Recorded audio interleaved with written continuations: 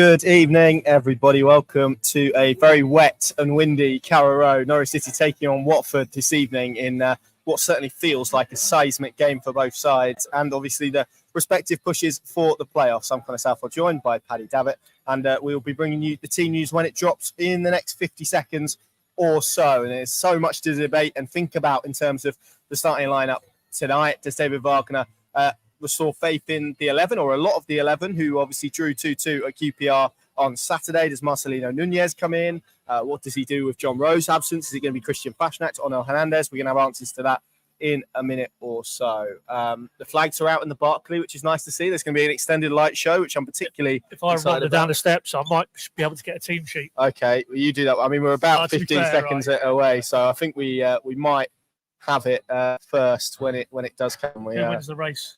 Old school paper or digital? I think it's going to be digital on this occasion tonight. We shall see. 3, 2, 1, and we should have the team news for you now, and we do. So this is how Norwich City line up. Gunn in goal: Stacey, Sorensen, Gibson, and Yanulis as a back 4. Sarah and McLean as a midfield 2. Hernandez and Saints on either flank, with Barnes and Josh Sargent up front. The subs bench: Long, Fisher, McCallum, Hanley, Bart, Fashnak, Gibbs, Nunez, and Sydney Van Hooijdonk. I'll just read that again. Gunn, Stacey, Jakob Sorensen at centre-back alongside Ben Gibson, Dimi Yanulis at left-back, Sarah and McLean as the midfield 2, Hernandez and Saints on either flank, and Ashley Barnes in support of Josh Sargent, and the bench of Long, Fisher, McCallum, Hanley, Bart, Fashnak, Gibbs, Nunez, Van Hooijdonk. Paddy, a lot has been kind of spoken about in terms of fitness of the squad. Grant Hanley is one of those who's had a prolonged period of time out with an injury, came back, had a couple of setbacks, and now he drops out tonight for Jakob Sorensen at centre back. Thoughts? Well, he's fit enough to be on the bench, Grant Hanley, but clearly not fit enough to go again. And we spoke to David yesterday afternoon. They were training after that, and he did make the point unprompted that they'd have to more or less sit down with Grant, with the sports science guys, and just assess, because I think that was his first 90 in the league since April last year. So clearly the upshot of those conversations were that we don't feel, or he doesn't feel, that he can go again straight away. And obviously Danny Bart, it's a bit of a theme there, because he got elbowed for it was Kenny McLean, wasn't it? Yeah, Bristol City, yeah. And now another midfielder is deemed to be a better centre-back option. So there you go, because he's fit and he's available. He's on the bench. No Duffy, obviously. Well, if we get the Jakob Sorensen on Saturday at Loftus Road, he was getting taken to the cleaners by Ilias. He looked like he had the sickness bug, didn't he? Yeah, he looked like he had his shoes on the wrong way, to be brutally honest. So he'll need to be markedly better defensively than that. But to be fair to him, when he has gone into that area of the pitch, we can always remember those games from back in the day. He hasn't looked out of place, but there was that run at the end of last season, extra wasn't confidence. Where he played there and struggled a little bit. In that run of, he wasn't the only one. He wasn't the only one that run of 1 win in 11. But he could do a job there, no doubt. But does it convey that they're up and they're ready to go and all the elements are in perfect harmony? Well, clearly not, because if Grant Hanley was of a level fitness wise to go again, he'd be starting ahead of Sorensen, wouldn't he? So. But we'll see. I mean, I'm looking at their attacking players, and as David Wagner himself said yesterday, they have some, for this level, decent talent, absolutely. And even Emmanuel Dennis, who's just come back into the mix, was very good for him in seasons past. He's on the bench. So you feel that back line of Norwich's will get tested. And, doesn't improve, in my view, the chances of Norwich winning this game. But there you go. But we'll see. Ultimately, David Wagner has to go with what he's got open to him. But I mean, even setting aside Hanley, why is Bart not preferred to Sorensen? What does he see in Jakob Sorensen as a centre-back that Danny Bart can't do? Because you've got McLean and Zara, as it would appear, in that more deeper line role where they'll split the centre-backs and try and get the ball moving.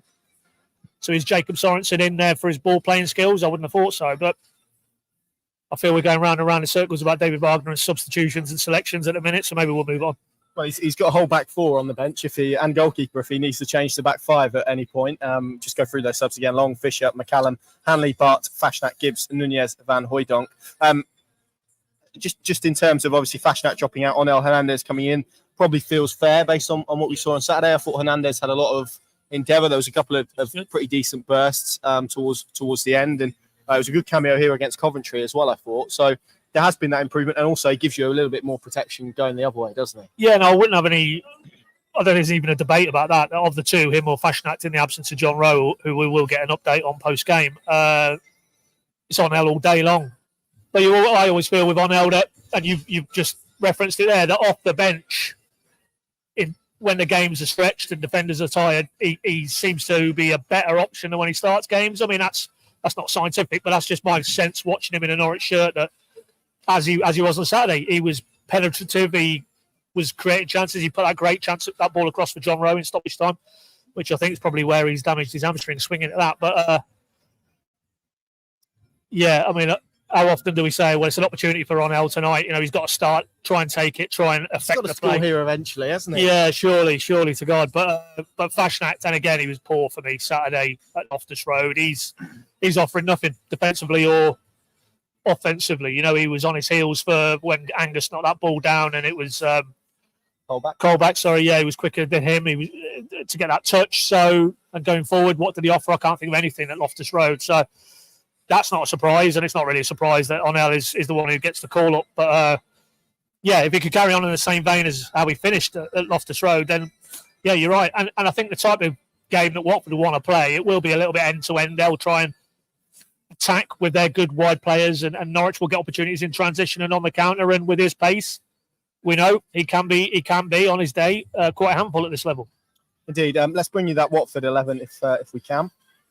There it is. Hamer in goal. Deli Bashiru, Porteous, Hurt, and a certain Jamal Lewis, a left back. This is Carrow Road return, or did he come back here with Newcastle? No, I think he has been back at some point. Yeah. Okay, well, back with Watford on this occasion. Ismail Kone, which will be a name familiar to a lot of Norwich fans. He was a player of real interest, wasn't he, before they went and signed Marcelino Nunez, who doesn't make the starting 11 tonight. Jake Livermore and that guy there on the left side of the midfield. Sema on the left wing. Patadza. Good work. Sema on the left midfield. Martins on the right, who's a very handy little player. And Rajovic up front, who was linked with Ipswich, I think, in January on their pursuit of trying to sign a striker from anywhere. And their subs, Daniel Bachmann, Francisco Serialta, Tom Ince, of course, someone who interested Norwich City in the summer, Matty Pollock, Yasser Asprilla, Emmanuel Dennis, Edo Kayembe, James Morris, and Ryan Andrews. Watford are an interesting one, Pad, because they've had a lot of joy here. I think they've been beaten... they've won, 8 of their last 11 trips here. They've obviously got a really good record against Norwich as well. It's 8 from 9 there. They do feel a little bit like a bogey team, but you know they've always got pace and power, and that tends to hurt Norwich City in transition, or has done certainly in the past, and now actually did earlier on in the season at Vicarage Road as well. Yeah, I was just going to make that point. Yeah, even though Norwich were 2-0 up, you never felt they were, as it proved, home and hosed in that game, because the way they play, they were very good in wide areas, the rotations, the overlapping fullbacks, and Norwich struggled that night. Let's be honest. Once they've got themselves in clear water, and yeah, any time Norwich have faced Watford in recent years, irrespective of who the head coach is for the Hornets, they seem to have that template of player. You know, Dennis clearly. Trying to think who was the lad who went to Tottenham and Bournemouth, and went off to Spain as well. Played for Villarreal. Name escapes me, but Danjuma. Yeah. So was it Watford? Maybe he wasn't. No, I don't know. We'll blame the rain. You're thinking of Ismail Sarr, aren't you? That's who I'm thinking of, who is an excellent player. Yeah, an excellent player. So that's kind of the prototype. It feels like Watford have those really good, at this level particularly, attacking talent in wide areas particularly. And looking at those names that you've listed there, I think that is the case again tonight. So conversely, there is an onus on Yanulis and Stacey going the other way. Yeah, strongest suit is on the front foot and going this way, but I think they will be tested tonight, and Norwich probably will have to be mindful that, as David said himself, in his view, probably as good an attacking unit as any there is in the Championship. You won't actually stop every threat. They will be getting into your back four. They will be testing Angus gun, but you just hope you limit the amount of chances they do have and entries into the final third, and that going the other way. Norwich do have that clinical edge, which they showed against Coventry and West Brom here last time out. And if they do that, you'd hope they might just edge what could be quite a high-scoring affair, I think.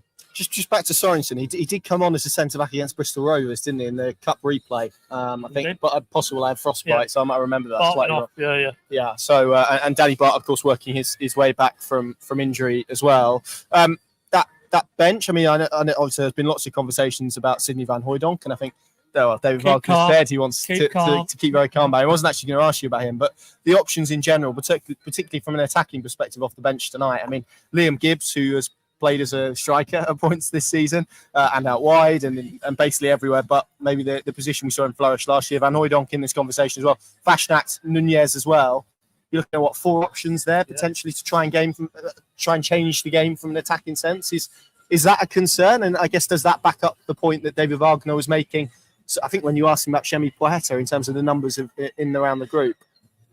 Yeah, concerning what, that there isn't enough attacking options or not enough variety? Enough to turn the game in terms of those forward areas, particularly obviously now with Rowe out as well.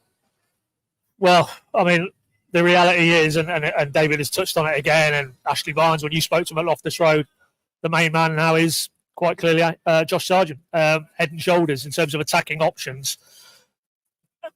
So, I don't think we've got anything in that grade, although we haven't seen Van Hooijdonk enough yet in a yellow and green shirt. But hope you're nice and calm. Yeah, you got name, but don't get carried away. It's a long name. Don't get carried away. Yeah, a lot of vowels in that, consonants. But no, I think there is enough there. Well, you look at some of the options on Watford. What is Fashnat shot? Yeah, well, I mean, obviously, if you want to draw a parallel with Watford, then no, they have purely in terms of the roll call of players, they seem to have more game changers. But you could argue that if Norwich's game changers who are in that 11 fire, Sargent primarily, Science has a good game, Gabby Zara can get himself in and around the opposition box, then they've got enough in that 11. But yeah, if it's a requirement that they need to do something different from the bench, then the standout for me is Van Hooijdonk, because his goal record is 1-2 in his career.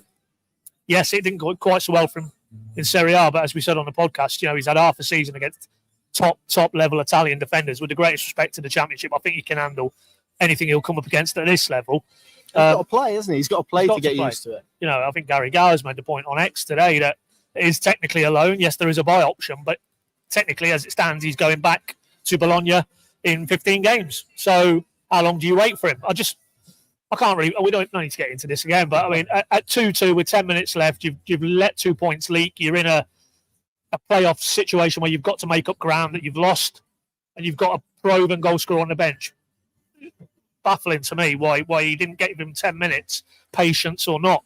And you would hope that if the situation dictates it tonight, that we do see him, and then it's about getting the right service into him, and then we'll see what he's about. But yeah, I take your point. I mean, compared to Watford, no, it feels like they'll have more options off the bench, but they come here 4 points behind Norwich in the table, so which I am very surprised about, because when we left Vicarage Road that night, late November, they've lost the game. Yeah. You saw the way they played. You thought Ishmael knows what it takes to get a team in the playoffs. Did it with Barnsley?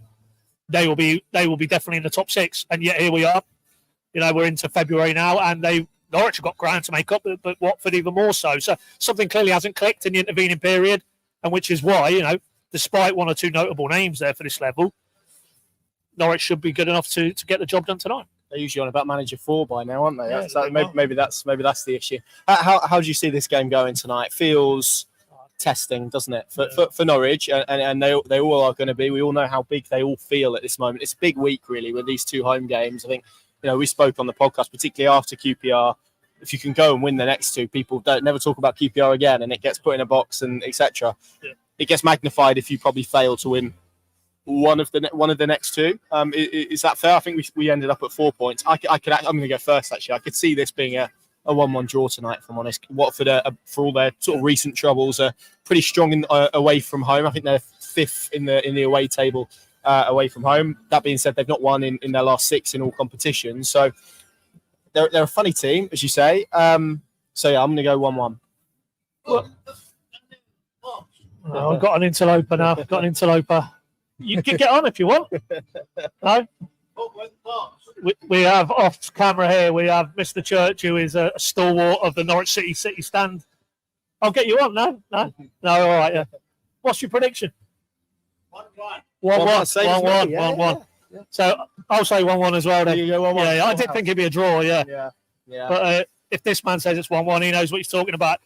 And conversely, he's always saying we don't know what we're talking about. He's definitely right about that. 100%. 100%. All right, fair enough. So 1-1, yeah, 1-1. There we go. Good stuff. Thank you very much for watching. Pinkin.com, the place to go tonight. We'll have all of the analysis, reaction, updates as well. Paddy will be speaking to David Wagner post-game. It's going to be an interesting night, certainly a big week, and the start of a big week for Norwich City. Thanks for watching. See you soon.